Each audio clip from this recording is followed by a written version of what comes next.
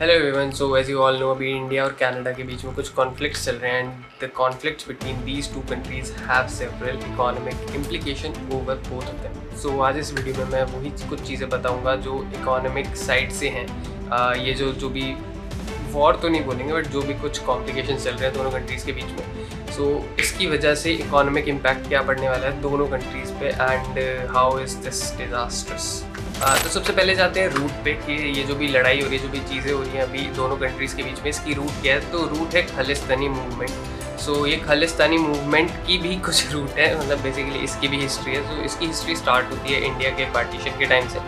तो जब मुस्लिम्स को उनका पार्टीशन मिल गया था, पाकिस्तान मिल गया था, तब सिख्स के दिमाग में भी ये आया था कि उनको भी अपना कुछ एरिया चाहिए एज अ पार्टीशन। तो तब से खालिस्तानी का लाइक इस मूवमेंट को उस टाइम पे इतनी कुछ अटेंशन नहीं मिल रही थी। Things begin to get worse when Pakistan started supporting Khalistan and the main reason behind was that कि इंडिया को बीच में से तोड़ा जाए। So apart from Kashmir, India share 3 borders with Pakistan, Gujarat, Rajasthan and Punjab. So Gujarat और राजस्थान के जो बॉर्डर्स थे वहाँ पे मतलब रहना वाज नॉट दैट ईजी। तो पाकिस्तान को बहुत कॉस्ट आ जाता वहाँ पे अपने बेस कैंप्स बनाने में। But in Punjab it was very like feasible for Pakistan to control the terrorism activities from there. So Pakistan started supporting Khalistani movement and उनको अपना एज अ लाइक बोलते हैं ना एज अ पॉन ट्रीट कर रहा था to divide India and rule India. But जैसे जैसे टाइम बढ़ता गया और ये ग्रो होता गया, तब एक पॉइंट पे आने के बाद इसको काफ़ी टेंशन मिलने लगी थी। एंड जब इंदिरा गांधी हमारे देश की प्राइम मिनिस्टर थी, उस टाइम पे बहुत ज़्यादा कुछ ऐसी चीज़ें हो गई थी कि खालिस्तानीज़ को रेबल से टेररिस्ट घोषित कर दिया गया था। तो सबसे पहली चीज़ गोल्डन टेम्पल वाला जो केस हुआ था, जहाँ पे काफ़ी हाईली आर्म्ड कुछ सिख्स मिले थे टेम्पल के अंदर और उनको शायद मार दिया गया था।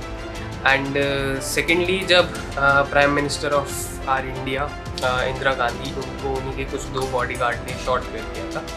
So these were the 2 incident जब उन खालिस्तानीज़ को रिबेल्स से टेररिस्ट घोषित कर दिया गया। सो दैट वाज खालिस्तान की हिस्ट्री। नहीं, पूरी हिस्ट्री नहीं है बिकॉज पूरी हिस्ट्री एक वीडियो में बताने जाऊँगा। तो सबसे पहली चीज़ मुझे पता भी नहीं है, मुझे खुद रिसर्च करनी पड़ेगी। अच्छा, हमको सिखा रिया है। दूसरी चीज़, बहुत लंबी वीडियो हो जाएगी तो पूरी हिस्ट्री तो नहीं बता। तो बातें हैं प्रेजेंट में एंड लेट्स सी ऐसे कौन से इंसिडेंट्स थे जिनकी वजह से ये चीज़ वापस से ट्रिगर हुई एंड अभी इतना कुछ हो रहा है इन दोनों देशों के बीच में। So it all started with the death of Hardeep Singh Nijjar. बोला जाता है ये उन खालिस्तानीज़ में से एक हैं जो 22 साल पहले इंडिया छोड़ के भाग गए थे and they all got settle up in the western countries like US, UK, Canada, कुछ ऑस्ट्रेलिया भी गए थे। So बोला जाता है Hardeep Singh Nijjar was one of them and according to Trudeau the reason of his death was Indian agents. Between agents of the government of India and the killing of a Canadian citizen, Hardeep Singh Nijjar. So due to this big claim इन दोनों countries के बीच में इतना कुछ हो रहा है अभी एंड मैं ये वीडियो क्यों बना रहा हूँ, just to let you know कि सिर्फ बाहर की पॉलिटिकल ड्रामा नहीं है, पॉलिटिकल लड़ाई नहीं है and this will greatly impact the economy of both the country. It is said that India is the 9th largest trading partner of Canada and that means in दोनों countries के बीच में बहुत अच्छे कुछ संबंध जो बोल सकते हैं ट्रेडिंग के हो रहे हैं। एंड अब मैं आपके सामने कुछ ऐसे फैक्ट्स या कुछ ऐसे नंबर्स रखना चाहता हूँ जिससे आपको पता चलेगा कि भाई इतना बड़ा इम्पैक्ट क्यों पड़ रहा है। तो सबसे पहले आते हैं कि कनाडा ने या कनाडा के इन्वेस्टमेंट फंड्स ने कितना पैसा डाला हुआ है इंडिया में। So investment banks from Canada have 2.68% stake in Kotak Mahindra bank and around 2.37% in Zomato and 1.7 in Paytm, 1.47 in Nykaa and 6% in Delivery. सो इतना पैसा कनाडा ने ऑलरेडी डाला हुआ है इंडिया में, इंडियन कंपनीज़ में and it is also said कि around 16 billion Indian rupees Canada ने डाले हुए हैं फीनिक्स मॉल में। So it is such a hefty amount of money. और सोचो दोनों कंट्री के बीच में अगर ये लड़ाई चलती रही तो कितना बड़ा नुकसान होने वाला है। तो ये तो था जो कनाडा ने इंडिया में पैसा डाला हुआ है। अब इंडिया ने जो कनाडा में पैसा डाला हुआ है वो तो तुम सबको पता है, ठीक है। अराउंड 40% ऑफ जो बाहर से बच्चे या पढ़ने आते हैं, जो भी बाहर से कॉरपोरेट वर्कर्स बोल दो, भाई हम लेबर आदमी हैं, कॉरपोरेट वाले हम लेबर ही होते हैं। ठीक है, तो जो भी ये लोग आते हैं दैट अमाउंट्स टू 40%, तो 40% इंडियंस होते हैं। And above that in total जो इंडियन स्टूडेंट्स हैं वो अराउंड $4.9 बिलियन कंट्रीब्यूट करते हैं इन कैनेडियन इकोनॉमी। सो दोनों कंट्रीज एक दूसरे में ऐसे बिल्कुल, समझ रहे हो ना, मतलब समझ रहे हो ना।